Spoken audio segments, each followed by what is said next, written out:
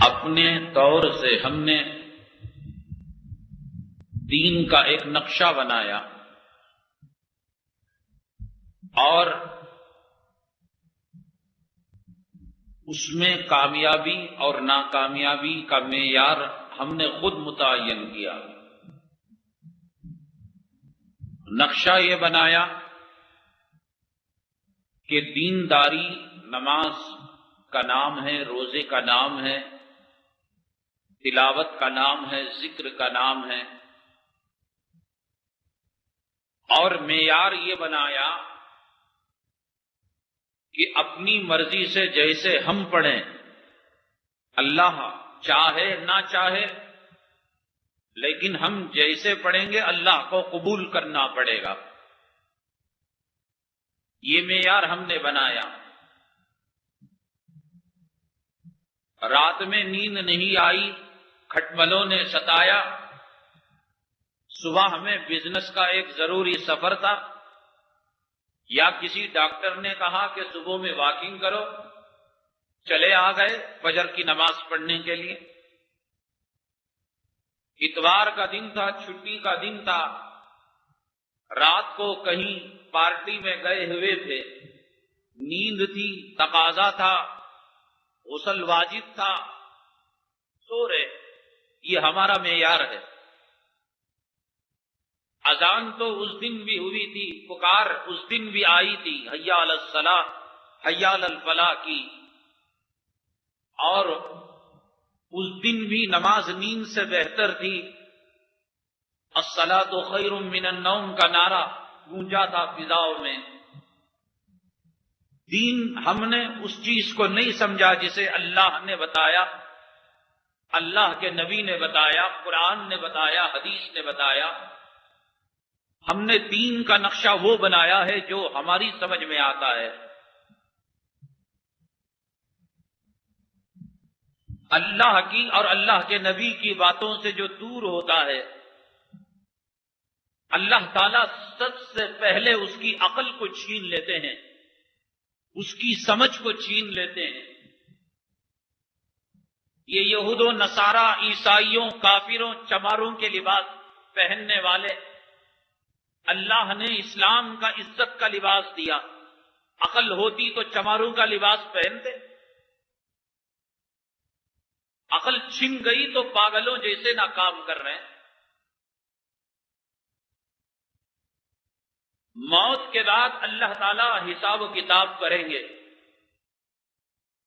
برائیوں پر سزا دیں گے، اعمال حسنہ پر جزا دیں گے، لیکن اللہ تعالیٰ بہت مہربان ہیں، رحمان ہیں، رحیم ہیں، کرم فرما ہیں اللہ تعالیٰ۔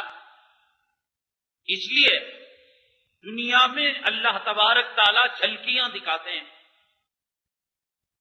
اپنے عذاب کی کچھ جھلکیاں دکھاتے ہیں، کچھ نمونے دکھاتے ہیں اللہ تعالیٰ، تاکہ بندے سدھر جائے۔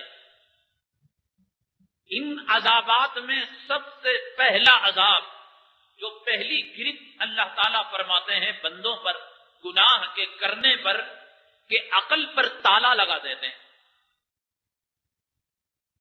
نیکیوں کے کرنے پر اللہ تعالیٰ قبر میں جو جنت کی کھڑکی کھولیں گے سو کھولیں گے، حشر میں حوض کوثر کا جو پانی ملے گا سو ملے گا، عرش کا سایہ جو نصیب ہوگا انشاءاللہ ملے گا، پل صراط پر مومن بجلی کی طرح گزرے گا، جنتوں میں جائے گا، میوے کھائے گا، نہروں میں غوطہ مارے گا، ہزاروں لاکھوں حوروں سے نکاح کرے گا۔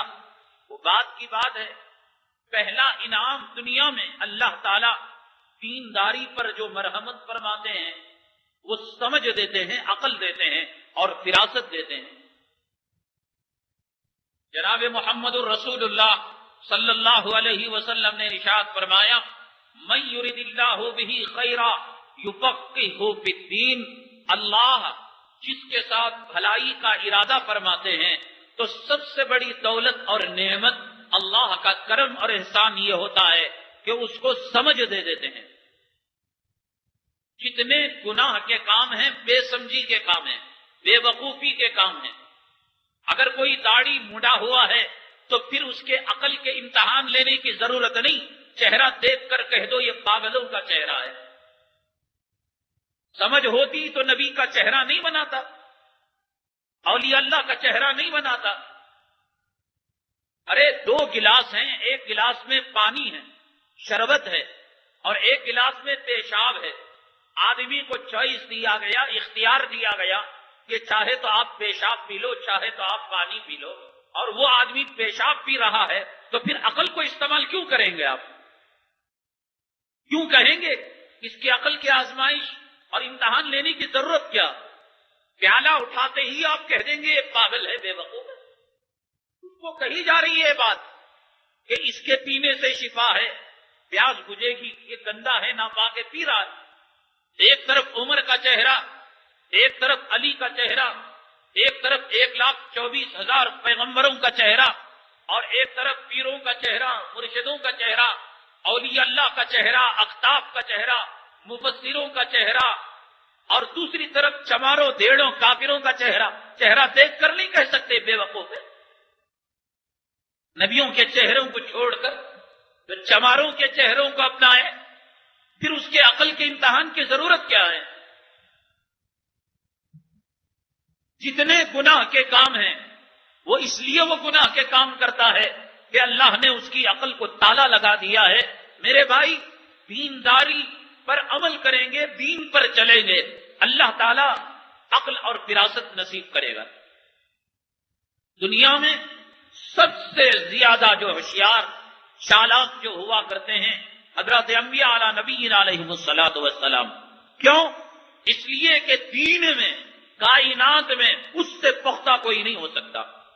اللہ کا ڈر، تقوی جتنا نبی کو ملتا ہے کسی اور کو نہیں ملتا، اور جس میں جتنا زیادہ تقوی ہوگا، پرہیزگاری ہوگی، اس میں اتنی ہی سمجھداری ہوگی.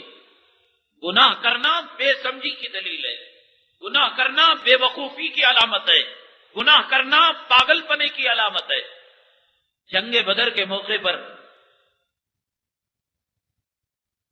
کافروں کے لشکر میں سے ایک سپاہی راستہ بھٹک کر حضرات صحابہ کے ہاتھ لگ گیا. اب دو طرف 2 حریف گروپس ہوتے ہیں، جماعتیں ہوتی ہیں. ہر ایک کو یہ بات جاننے کا شوق ہوتا ہے کہ مخالف گروپ میں کتنے لیڈر ہیں، کتنے سپاہی ہیں، اور کتنے افراد کی جماعت ہے. تو چنانچہ اس کافر سپاہی کو صحابہ کرام نے گرفتار کر لیا. خوب مار رہے ہیں، پیٹ رہے ہیں. بتلاؤ تمہارے فوجیوں کی تعداد کتنی ہے، لشکر کتنا ہے؟ کوئی بتانے کے لیے تیار نہیں. 3 دن 3 رات گزر گئے. جناب محمد الرسول اللہ صلی اللہ علیہ وسلم نے دیکھا صحابہ کرام بے تحاشا پیٹ رہے، مار رہے ہیں. پوچھا بھائی کیوں مار رہے ہو؟ کہا اے اللہ کے نبی صلی اللہ علیہ وسلم، کافروں کی جماعت کا ایک سپاہی ہے، ہاتھ لگ گیا. 3 دن ہو گئے اور 3 رات ہو گئے، نہ کھانا دیا جا رہا ہے، نہ پانی دیا جا رہا ہے، اور جسے مارا جا رہا ہے بے تحاشا پیٹا جا رہا ہے، اور زبان کھولنے کا نام نہیں لیتا. اللہ کے حبیب پاک جناب محمد الرسول اللہ صلی اللہ علیہ وسلم نے کہا ارے بھائی چھوڑ دو، کیوں مار رہے ہو بیچارے کو؟ اگر نہیں بتاتا ہے تو کوئی بات نہیں، چھوڑ دو. تو آپ نے اسے اپنے اخلاق کریمانہ کا مظاہرہ کرتے ہوئے اپنے ساتھ لے کر گئے، دسترخوان پر بٹھایا، اپنی ہمدردی جتائی اور کھانا کھائے. کھانا کھاتے کھاتے آپ نے کئی مختلف سوالات کیے. ان سوالات کے درمیان ایک سوال آپ نے یہ بھی کر لیا کہ بتلائیے کہ آپ کی جماعت کے لیے کھانے کے لیے کتنے اونٹ ذبح ہوتے ہیں، کتنے اونٹوں کو کاٹا جاتا ہے.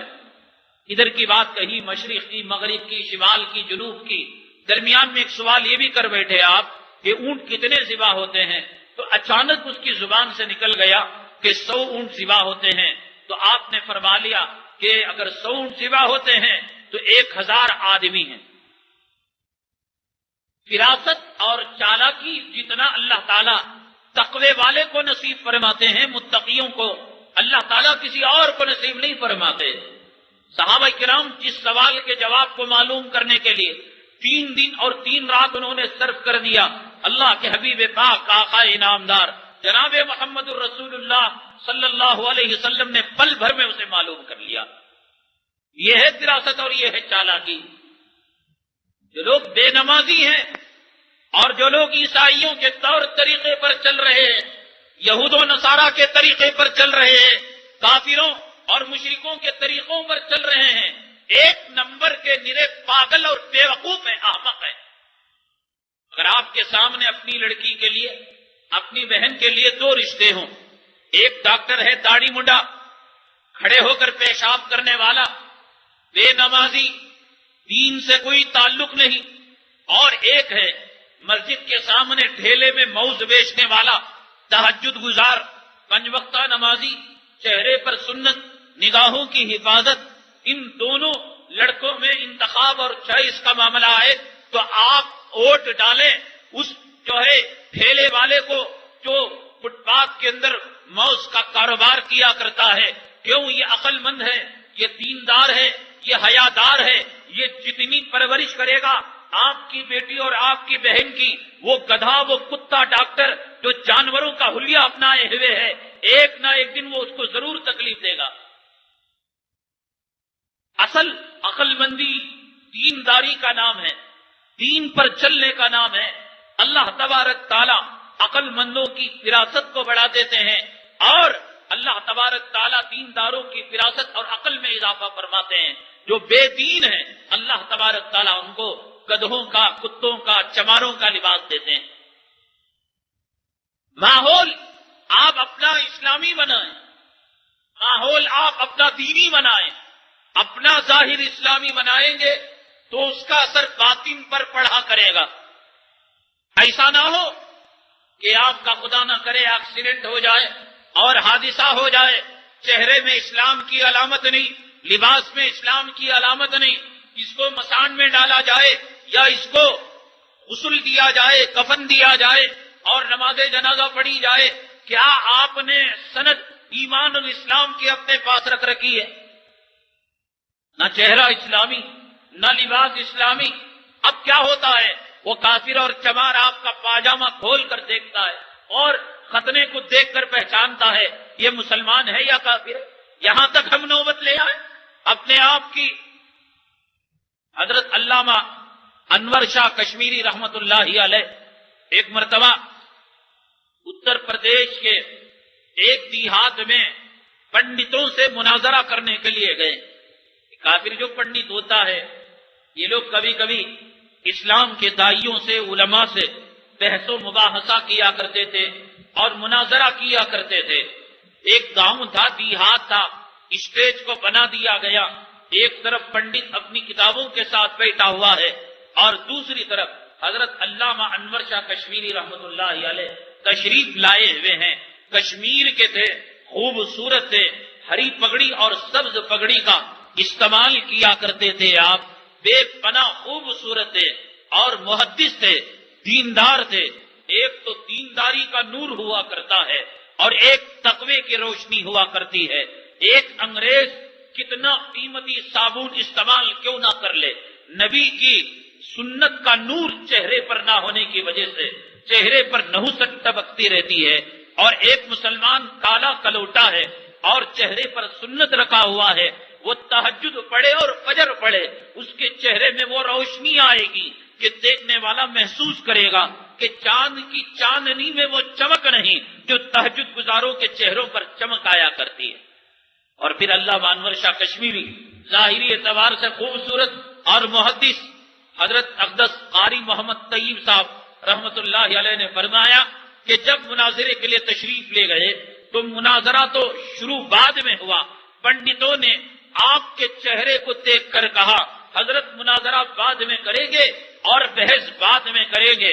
اگر چہروں کی بنیاد پر ایمان اور اسلام کو قبول کرنا تھا اور کسی دھرم کو چھوڑنا تھا اور کسی دھرم کو اپنانا تھا، خدا کی عزت و جلالت کی قسم انور شاہ تیرا چہرہ ایسا ہے کہ تیرے چہرے کو دیکھ کر کوئی مسلمان ہو جائے. آپ دیکھیں اپنے چہرے کو آئینے، کون سا چہرہ لگتا ہے آپ کا؟ مسلمانوں کا چہرہ لگتا ہے کافروں کا چہرہ؟ چہرہ تو وہ کہ جسے دیکھ کر کافر بے تابی سے اور بے قراری سے کہہ اٹھے کہ اس چہرے کو دیکھ کر میں محمد کا کلمہ پڑھنے کے لیے تیار ہو جاؤں گا، آپ اپنا ظاہر ایسا بنائے۔ یہ جو داڑھی منڈانے والے چاہے لائر ہوں، جج ہوں، پروفیسر ہوں، ایک نمبر کے پاگل ہیں، اس لیے کہ انہوں نے نبی کے چہرے کو چھوڑ کر یہود و نصارہ کے چہرے کو اپنایا ہے، جنہوں نے نبی کے لباس کو چھوڑ کر یہود و نصارہ کے لباس کو اپنایا ہے۔ اس میں کوئی دو رائے نہیں اور کوئی اس میں دو فیصلے نہیں، بلا شک و شبہ آپ یقین کے ساتھ کہہ سکتے ہیں کہ دین سے ہٹنے والا، نبی کی سنتوں سے بغاوت کرنے والا ایک نمبر کا پاگل اور ایک نمبر کا بے وقوف ہے۔ یہ اللہ تبارک تعالیٰ دنیا میں جھلکیاں دکھایا کرتے ہیں۔ حضرت مولانا قاری محمد طیب صاحب رحمت اللہ علیہ کے دارالعلوم دیوبند میں ایک استاد تھے، حضرت نے جن سے فارسی پڑھی تھی، حضرت نے فرمایا ہمارے استاد نے ہمیں ایک بڑا عجیب و غریب واقعہ بیان فرمایا۔ لوگ یہ سمجھتے ہیں ہم حرام کھا لیں، زنا کر لیں، بدکاری کر لیں، جھوٹ بولیں، نمازیں چھوڑیں اور عورتوں کو بے پردہ بھیجیں، گھر میں آپ صبح شام تک ناچ گانے کے سامنے بیٹھے رہیں، سود رشوت اور حرام کے لقموں کو، جہنم کے انگاروں کو، لہو کو اور پیپ کو پیٹ میں داخل کرتے رہیں، کوئی پکڑنے والا نہیں ہے۔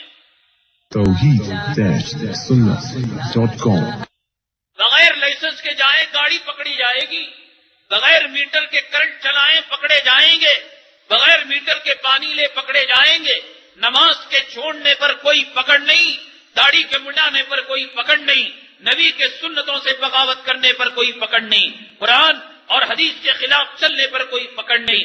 میرے بھائی، اللہ تعالیٰ کی طرف سے دی گئی ڈھیل کو یہ نہ سمجھو کہ اللہ غافل ہے۔ اللہ کہتے ہیں وَأُمْلِي لَهُمْ إِنَّ كَيْدِي مَتِينٌ، ارے لوگوں میں تو ڈھیل دیا کرتا ہوں، لیکن جب میری پکڑ آ جائے گی اور جب میں مواخذہ کرنے لگوں گا تو تمہاری دولت تمہارا کام نہیں دے گی، تمہاری آل اولاد، تمہارے خاندان اور تمہاری حکومت اور تمہاری سلطنت تمہیں ساتھ نہیں دے گی۔ میری پکڑ سے غافل نہ ہونا۔ ان بطش ربک لشدید، اللہ فرماتے ہیں تیرے رب کی جو پکڑ ہے بڑی سخت ہے۔ بغیر لائسنس کے، بغیر کندایا ادا کیے کہ آپ اپنے گھر میں نہیں رہ سکتے، نمازوں کو چھوڑ کر، اللہ کے دین سے ہٹ کر، نبی کی زندگی سے بغاوت کر کر میرے بھائی کیا آپ زندگی گزار سکتے ہیں؟ اگر گزار بھی رہے ہیں، اللہ کا عذاب آپ کی زندگی سے دو چار ہے، آپ اس کو نہیں معلوم کر رہے ہیں۔ آپ نے اس کو بیماری کا نام دے دیا، آپ نے اس کو مقدمے کا نام دے دیا، آپ نے اس کو پرہیز کا نام دے دیا، آپ نے اس کو لڑائی کا نام دے دیا، آپ نے اس کو اختلاف کا نام دے دیا۔ یہی تو اللہ کا عذاب ہے۔ آپ دین سے ہٹ گئے، اللہ تبارک تعالیٰ نے آپ کو دنیا کا غلام بنا دیا۔ اللہ تعالیٰ پکڑ کر لیں، انسان کی زندگی موت سے پہلے جہنم کا نمونہ ہو جاتی ہے۔ حضرت مولانا قاری محمد طیب صاحب رحمت اللہ علیہ نے اپنے فارسی کے استاد سے ایک واقعہ سنا۔ حضرت نے فرمایا اللہ تعالیٰ دنیا میں کبھی ایسے عذابات کے نمونے انسانوں کی عبرت کے لیے دکھا دیا کرتے ہیں۔ حضرت نے فرمایا استاد محترم کہیں سمندر کے کنارے ٹہلنے کے لیے گئے، اب سمندر میں کبھی طغیانی آتی ہے، موج کبھی زیادہ آتی ہے اور کبھی کم آتی ہے۔ موجیں آئی قبرستان کے تقریب میں، جو قبرستان تھا ساحل پر، وہاں تک پانی آیا اور ساری قبریں مسمار ہو گئی، لیکن فرمایا کہ ایک مردہ صحیح سالم تھا۔ اب قبرستان میں دفن کر دیا جاتا ہے تو وہ مٹی کے اندر جسم تو مل جاتا ہے، روح باقی رہتی ہے۔ اللہ تبارک تعالیٰ روح سے سوال کرتے ہیں، روح کو عذاب ہوتا ہے اور روح کے ساتھ اللہ تبارک تعالیٰ حساب و کتاب کرتے ہیں۔ لوگ یہ سمجھتے بھی قبرستان کے اندر جاتے ہیں، ہڈیاں نظر آتی ہیں، ڈھانچہ گل جاتا ہے، یہ علماء خامخواہ کہتے ہیں کہ مردے کو عذاب ہو رہا ہے، مردے کو عذاب ہو رہا ہے۔ ایک آدمی سویا ہوا ہے، ہم دیکھ رہے ہیں وہ سو رہا ہے، لیکن نیند سے بیدار ہو کر کہتا ہے پولیس والے مجھے پکڑ کر لے گئے اور مجھے لاک اپ میں ڈالا، مجھے ڈنڈے مارے، جوتے مارے، مجھے بھوکا رکھا، پیاسا رکھا۔ آپ کہیں گے بے وقوف، میں تو کتاب پڑھ رہا تھا، اخبار پڑھ رہا تھا، تو یہیں پر پر لیٹا ہوا تھا؟ نہیں صاحب میں سچ کہہ رہا ہوں خدا کی قسم. تو جس طریقے سے دنیا میں آپ ایک سوئے ہوئے انسان کے خواب کو نہیں پہچان سکتے، اسی طریقے سے قبرستان میں قبر کو دیکھ کر مردے کی حالت کو نہیں جان سکتے. آپ ہڈیاں دیکھ کر کہہ دیں تو علماء جھوٹ کہتے ہیں بھئی ہمیں ڈرانے کے لیے. آپ نماز پڑھیں گے ہمیں کمیشن ملے گا، آپ نماز چھوڑیں گے ہماری روٹی میں کمی ہوگی. آپ جنت میں چلے جائیں گے ہمیں کیا ملے گا؟ اللہ کمیشن دے گا. اللہ جو بات کہتا ہے وہی تو بات علماء کہتے ہیں. قبرستان کے اندر آپ نے دیکھا اور آپ نے فیصلہ کر لیا. حدیث کی بات پر اعتبار نہیں، عذاب قبر پر بھروسہ نہیں. جب جائیں گے اور سانپ ڈسے گا اور بچھو ڈنک مارے گا تب پتا چلے گا کہ دنیا میں علماء جو کہا کرتے تھے وہ سچ کہا کرتے تھے. ایک نماز کے چھوڑنے پر دوسری نماز تک یہ سانپ جو ہے تھن مارتا رہے گا اور مردہ 70 گز زمین کے اندر دفن ہوتا رہے گا. آپ کہیں گے قبر کھل گئی، ہڈیاں نظر آ رہی ہیں، ڈھانچہ نظر آ رہا ہے، نہ عذاب دکھ رہا ہے، نہ جنت کی کھڑکی نظر آ رہی ہے. آنکھیں آپ کی کہاں ہیں جو عذاب قبر کو دیکھ سکے؟ اگر کوئی دیکھ لے گا نہ اس کی اولاد وہ پیدا کرے گا، نہ کاروبار کرے گا، دیوانہ وار جنگلوں میں نہیں چلا جائے گا. اللہ نے ہمارے اوپر رحم و کرم کا معاملہ کیا ہے. عذابات پر پردہ ڈال کر اگر کوئی عذاب کو دیکھ لے اللہ کی قسم اس کا جینا حرام ہو جائے گا. موت کے ذائقے کو کوئی چکھ لے، عذاب قبر کی کوئی جھلک دیکھ لے، خداوند قدوس کے جہنم کی کیفیت کو ادنا طور پر دیکھ لے، ہمارے دلوں میں ڈر نہیں، یقین نہیں. ہم سوچتے ہیں یہ باتیں علماء نے کہہ دی، ہم نے سن لی، مسجد تک اس کو تالا لگا کر رکھ دیا. دل میں یقین آئے تو پھر وہ کیفیت پیدا ہوگی. جناب محمد الرسول اللہ صلی اللہ علیہ وسلم فرماتے ہیں میں جب نماز پڑھتا ہوں میں یہ سمجھتا ہوں کہ دنیا کی میری آخری نماز ہے. یہ یقین پیدا ہوگا، اللہ کی باتوں پر بھروسہ ہوگا، اعتماد ہوگا، انسان کے اندر یہ کیفیت پیدا ہوگی. سمندر کی لہریں آئیں اور ساری قبروں کو اس نے مسمار کر دیا. ایک قبر کے اندر ایک لاشا رکھا ہوا ہے اور پیشانی پر ایک بچھو بیٹھا ہوا ہے. وقفے وقفے سے وہ ڈنک مارا کرتا ہے. ایک مرتبہ اس نے ڈنک مارا، سارے جسم کی رنگت تبدیل ہو گئی، اودا ہو گیا جسم. پھر جب جسم اپنی اصلی حالت پر آتا تو پھر وہ بچھو ڈنک مارتا. فرماتے ہیں کہ کچھ دھوبی لوگ یا مچھیرے لوگ وہاں پر گئے ہوئے تھے اور انہوں نے دیکھا بیچارے کو تکلیف ہو رہی ہوگی تو ایک مچھیرے نے ایک پتھر لے کر اس بچھو پر مارا تاکہ وہ بچھو وہاں سے چلا جائے اور اس مردے کو راحت مل جائے. وہ اپنے طور پر کچھ بھلا سوچا ہوگا، اس نے پتھر مارا. حضرت مولانا قاری محمد طیب صاحب رحمت اللہ علیہ فرمایا کرتے ہیں وہ بچھو اڑ کر آیا، اس پتھر مارنے والے کے ڈنک مارا اور وہ کہا کرتا تھا کہ ایک مرتبہ ڈنک مارتا ایسے محسوس ہوتا کہ میری جسم کی رگ رگ کے اندر آگ کو بھڑکا دیا گیا. عذاب قبر پر یقین ہوتا تو تاڑیاں مڈاتے، نمازوں کو چھوڑتے، حرام کاری کرتے. کتنے قسم کے عذابات محدثین نے حدیثوں کے اندر ذکر فرمایا ہے. کس چیز کا ڈر ہے ہمیں؟ قبر کا ڈر نہیں، حشر کا ڈر نہیں، خدا کی پکڑ کا ڈر نہیں، خدا کی جہنم کا ڈر نہیں. کتنے آخر ہم نڈر ہو گئے. کون سے جانور کا گوشت کھاتے ہیں؟ سینے میں ہم نے کیا رکھ رکھا ہے؟ آرام سے گناہ کر رہے ہیں، آرام سے نیکیاں چھوڑ رہے ہیں، تباہی اور بربادی کی طرف جا رہے ہیں. ایک بچھو ڈنک مارا، کہتے ہیں جسم کے رگ رگ میں آگ کو، سمندر جیسی آگ کو بھڑکا دیا گیا ہو. آگ ٹھنڈی ہوتی تو پھر وہ بچھو کا زہر کا اثر مجھ میں آ جاتا. علماء کی طرف رجوع ہوئے، کیا ماجرا ہے، کیا دیکھ رہے ہیں ہم، یہ کیا ہو رہا ہے کہ اس نے پتھر مارا، اس کو یہ تکلیف آ گئی اور یہاں یہ برابر مارتے جا رہا ہے. علماء نے کہا عذاب قبر جو ہوتا ہے گناہوں کی وجہ سے ہوتا ہے، رب کو ناراض کرنے کی وجہ سے ہوتا ہے، اللہ تعالیٰ کو غصہ دلانے کی وجہ سے ہوتا ہے. اللہ اللہ کا غصہ ٹھنڈا ہوتا ہے تلاوت سے، صدقے سے، خیرات سے۔ تو چنانچہ علماء نے مشورہ دیا اس مرحوم کے ایصال ثواب کے لیے صدقہ کرو، خیرات کرو۔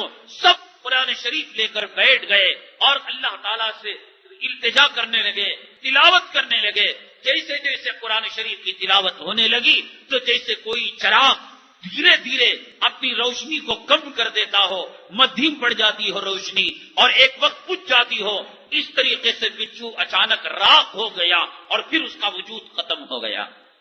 یہ اللہ تبارک تعالیٰ دنیا میں دکھاتے ہیں لوگوں کو اپنی قبر کی یاد بتانے کے لیے، اپنی آخرت کو بتانے کے لیے۔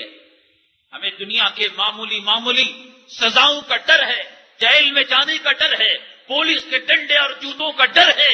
اگر ڈر نہیں اللہ کے عذاب کا ہمیں کوئی ڈر نہیں، ورنہ اتنا نڈر ہو کر ہم نماز چھوڑتے، اتنے نڈر ہو کر داڑیاں مڈاتے، اتنا نڈر ہو کر چماروں کا لباس پہنتے، اتنا نڈر ہو کر حرام کے لقمے اپنے پیٹ کے اندر داخل کرتے۔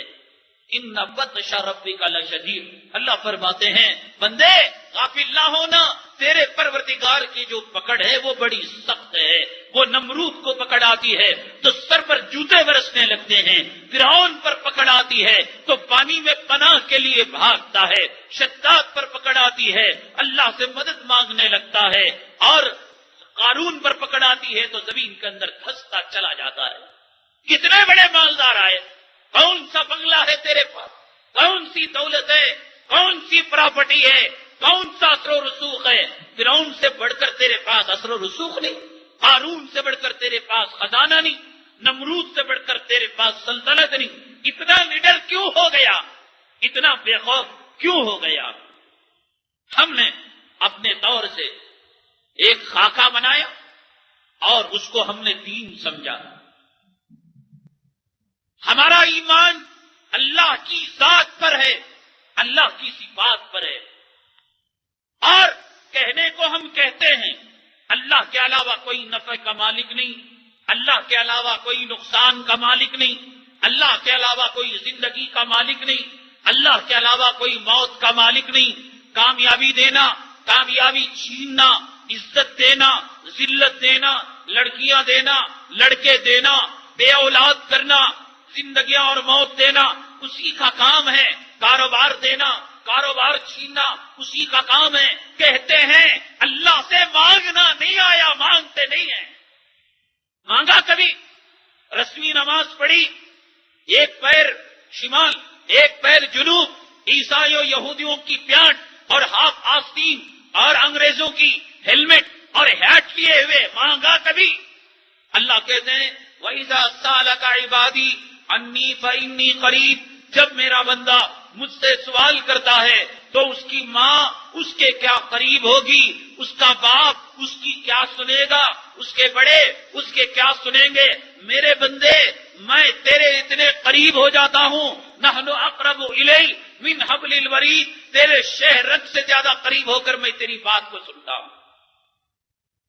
وہ کہتا ہے آسمان دنیا میں آ کر میں پوچھتا ہوں رات کی تاریکیوں میں، رات کی تنہائیوں میں، هل من مسترزق ارزق له، کوئی رزق کا طلبگار ہے؟ میں سوال کرتا ہے تو اس کی ماں اس کے کیا قریب ہوگی، اس کا باپ اس کی کیا سنے گا، اس کے بڑے اس کے کیا سنیں گے؟ میرے بندے میں تیرے اتنے قریب ہو جاتا ہوں، نحن اقرب الیہ من حبل الورید، تیرے شہ رگ سے زیادہ قریب ہو کر میں تیری بات کو سنتا ہوں۔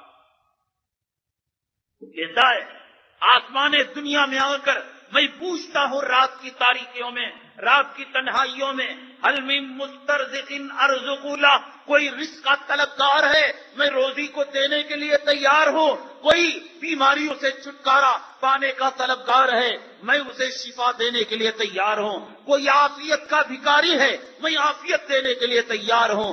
مانگنے والے کو در کو چھوڑ کر آج دنیا کے در کے لوگ کتے بنے ہوئے ہیں، جہاں سے نہیں ملتا ان دروازوں کو کھٹکھٹایا جا رہا ہے، اور جہاں آنے کی امید ہے اس دروازے کی طرف کوئی توجہ نہیں۔ حضرت انس جب چلنے پھرنے کے لائق ہوئے اور کچھ سمجھنے سمجھانے کے لائق ہوئے، آپ کے والدین نے آپ کو لا کر نبی کریم صلی اللہ علیہ وسلم کی خدمت میں دے دیا۔ اے اللہ کے نبی صلی اللہ علیہ وسلم، آپ کی خدمت میں بچہ رہے گا، جیسے چاہیں آپ ان کو استعمال فرمائیں۔ ماحول اور صحبت کا اثر ہوا کرتا ہے۔ یہ چماروں کے ساتھ اٹھتے بیٹھتے رہو گے، یہ سیاسی کتوں کے ساتھ پیچھے زندہ آباد مرد آباد کے نعرے لگاتے رہو گے، تم بھی سیاسی کتے بن جاؤ گے۔ اللہ والوں کے ساتھ ملا کرو گے، دل میں اللہ کا ڈر پیدا ہوگا، اللہ کا خوف پیدا ہوگا۔ اپنی نظام زندگی میں مہینے میں 1 مرتبہ 2 مرتبہ 3 مرتبہ ایک ٹائم آپ بنائیں، میں فلاں بزرگ سے 2 گھنٹے جا کر ملاقات کروں گا۔ کچھ بھی نہ ہو، نہ آپ بولیں نہ وہ کچھ کہیں، آپ بیٹھ کر آ جائیں۔ آپ کو بولنا نہیں پڑتا، آنکھ سے سننا نہیں پڑتا، آنکھ کے جو قریب جاتا ہے روشنی بھی مل جاتی ہے اور حرارت بھی مل جاتی ہے۔ اللہ والوں کا جھوٹا مل جائے، اللہ والوں کی جوتوں کی جگہ مل جائے، بیٹھ کر آ جائیں، اپنے ایمان کی بیٹری کو چارج کریں۔ سنیما کے سامنے بیٹھے، ٹی وی کے سامنے بیٹھے، یہ پوری بیٹری ڈسچارج ہو جائے گی ایمان کی، اور قرآن اور حدیث کی کوئی بات سمجھ میں نہیں آئے گی۔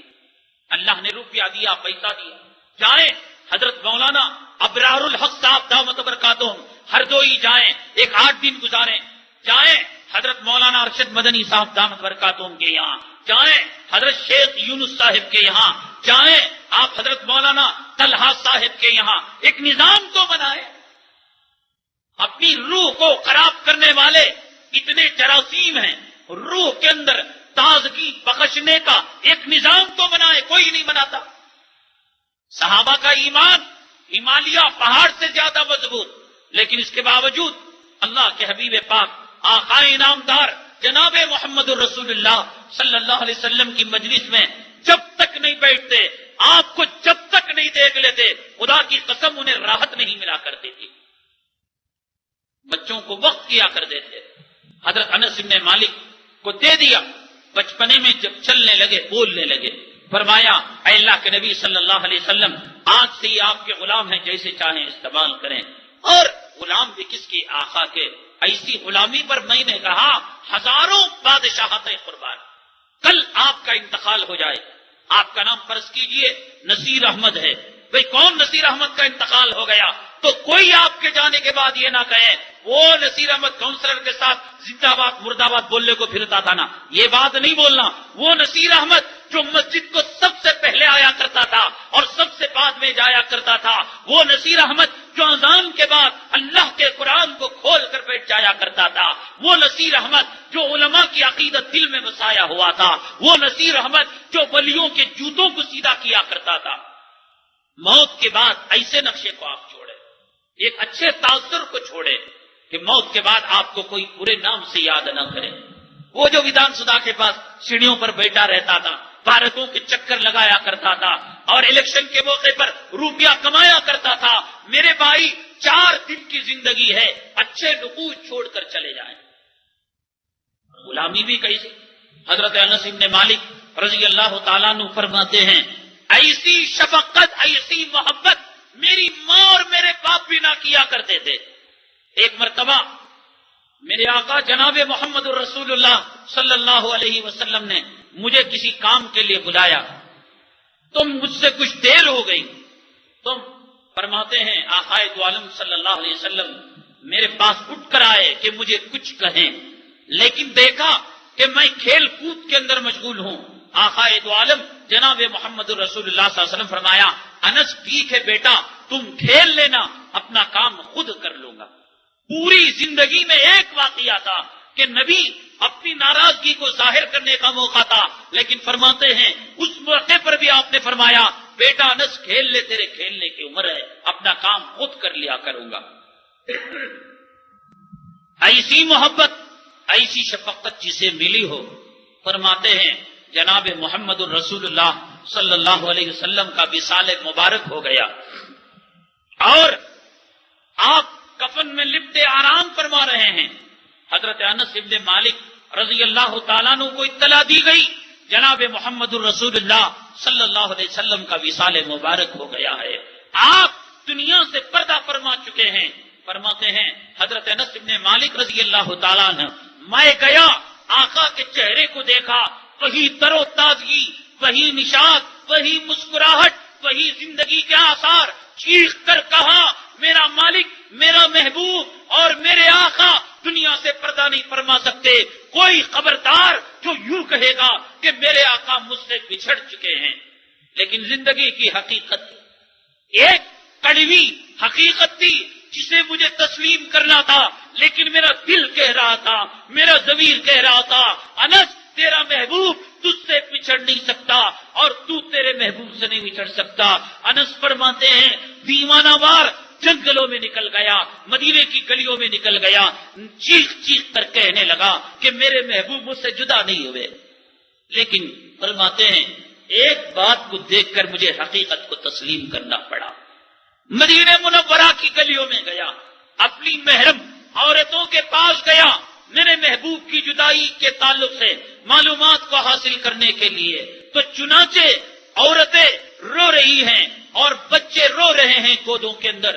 میں نے پوچھا یہ بچے رو رہے ہیں، مائیں تم کیوں دودھ نہیں پلاتی، کیوں تم ان کے بھوک کو پورا نہیں کرتی، ان کے شکم کو سیر نہیں کرتی اور ان کی پیاس کو نہیں بجھاتی؟ تو ماں نے کہا اے انس کیا تمہیں معلوم نہیں کہ جب سے آقا دو عالم جناب محمد الرسول اللہ صلی اللہ علیہ وسلم کا وصال مبارک ہوا ہے، بچوں نے ماؤں کی چھاتیوں سے دودھ پینا چھوڑ دیا ہے. حضرت انس فرماتے ہیں اس بات کو دیکھ کر میرے دل کو یقین ہوا کہ واقعتاً آج بچوں کو بھی نبی کی جدائی کا صدمہ ہو چکا ہے. تب انس فرماتے ہیں میں نے اپنے دل کو یقین دلایا کہ انس آج تو تیرے محبوب سے جدا ہو چکا ہے، آج سے تو یتیم ہو چکا ہے. مدینے کے بچے نبی کی جدائی پر ماں کی چھاتیوں سے دودھ پینا چھوڑ دیں. میرے بھائی کون سا جگر رکھتا ہے کہ اپنے چہرے سے نبی کی داڑھی کو نکال کر پیٹ بھر کر تو کھانا کھا رہا ہے، نمازوں کو چھوڑ رہا ہے، سنتوں کے جنازے نکال رہا ہے. نبی کے چہرے کا دیدار نہ ہونے پر بچوں نے ماؤں سے دودھ پینا چھوڑ دیا. داڑیاں مڈا کر یہود و نصارہ کے لباس کو اپنا کر آج کیسے ہمت ہو رہی ہے سیر و تفریح کرنے کی اور خوشیاں منانے کی. اصل بات یہ ہے ہمارے دلوں میں ہم نے یقین کو نہیں اتارا، اللہ تعالیٰ کے عذاب کا یقین نہیں اور قبر کی زندگی کا یقین نہیں. ہم یہ سمجھتے ہیں کہ جو کچھ ہے اسی دنیا کے اندر ہے، وَمَا الْحَيَاةُ الدُّنْيَا إِلَّا لَهْوٌ وَلَعِبٌ. ہم نے یہ سمجھ لیا کہ دنیاوی زندگی ایک کھیل کود کی زندگی ہے. قرآن نے کہا فَلَا تَغُرَّنَّكُمُ الْحَيَاةُ الدُّنْيَا وَلَا يَغُرَّنَّكُمْ بِاللَّهِ الْغُرُورُ. اے لوگو تمہیں دنیا کی زندگی دھوکے میں نہ ڈالے، اس زندگی میں دنیاوی زندگی سے دھوکے میں نہ آؤ کہ ہم نے نماز کو چھوڑا، ہم نے روزے کو چھوڑا، ہم نے داڑیاں مڈائی، ہم نے نبی کی نافرمانی کی. اللہ کی پکڑ نہیں آ رہی ہے، اللہ کی پکڑ آ جائے گی. کوئی کسی کے کام نہیں آئے گا، کوئی کسی کی مدد نہیں کرے گا.